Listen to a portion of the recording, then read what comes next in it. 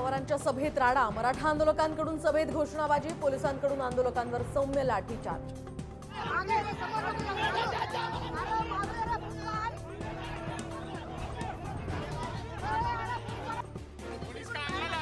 राजकोट किल्ल्यावरील राडा दरम्यान नारायण राणे भडकले, एकेकाला घरात घुसून मारेन म्हणत नारायण राणेंनी पोलिसांसमोरच दिली धमकी।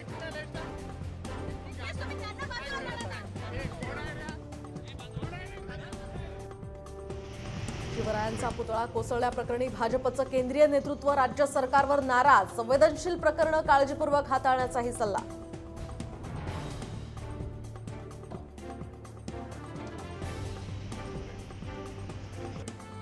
विधानसभेसाठी भाजपची रणनीती ठरली, भाजप 125 जागा लढण्याच्या तयारीत, निवडणूक व्यवस्थापन समितीच्या बैठकीत महत्त्वाच्या विषयांवर चर्चा।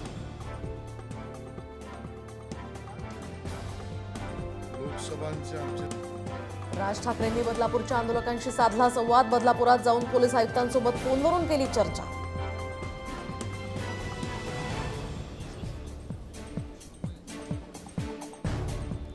आरएसएस प्रमुख मोहन भागवतांच्या सुरक्षेत वाढ, भागवतांना आता सीआयएसएफची Z+ सुरक्षा, पंतप्रधान मोदी अमित शहांप्रमाणे सुरक्षा।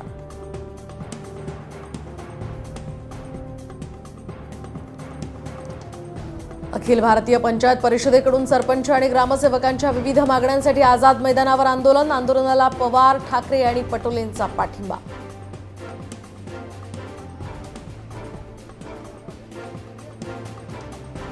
हिंगोलीत शासकीय काम करत नसल्यामुळे तलाठ्यावर चाकू हल्ला, वसमत तालुक्यातल्या आडगावमध्ये झालेल्या हल्ल्यात तलाठ्याचा जागीच मृत्यू। छत्रपती संभाजीनगरातल्या समृद्धी महामार्गाला पुन्हा भेगा, महिन्याभरापूर्वीच केलेली होती डागडुजी, निकृष्ट कामाचा आरोप।